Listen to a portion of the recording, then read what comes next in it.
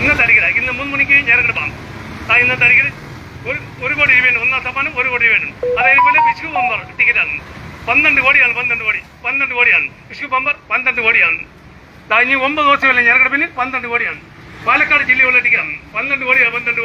12 കോടിയാണ് Vishu bumper ticket 12 കോടിയാണ്. Ticket കാര്യം മറക്കരുത്. 9 ദിവസമല്ല ഞെരക്കെടുപ്പിന് 12 കോടിയാണ്.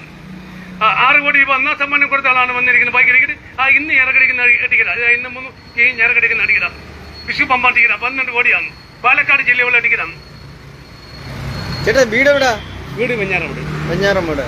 വിഷു ബമ്പറിന്റെ വിൽപ്പന അല്ലേ? വിൽപ്പന നടക്കുന്നുണ്ടോ? കുഴപ്പമൊന്നുമില്ല. ചെറുതായി. ടിക്കറ്റ് വില എന്താ? 300 രൂപ. കയ്യിൽ ഒരുപാട് ടിക്കറ്റ് ഉണ്ടല്ലോ, എല്ലാം വിറ്റ് തീരും അല്ലേ? സൂപ്പർ കച്ചവടമൊക്കെ ഇങ്ങനെ വിശാലമായിട്ട് നടക്കുന്നുണ്ടല്ലേ? 12 കോടിയാണ്. 12 കോടി. അന്നേരം ഈ ഭാഗ്യവാനെ അന്വേഷിച്ച് ടിക്കറ്റുമായിട്ട് ഇങ്ങനെ നടക്കും അല്ലേ? ആരാകും ഭാഗ്യവാനെന്ന് നമുക്ക് അറിയത്തില്ല. ചിലപ്പോൾ നമ്മളാവാം, വേറെ ആളാവാം. ദൈവം തന്നു കഴിഞ്ഞാൽ തരും, തീർച്ചയായിട്ടും തരും.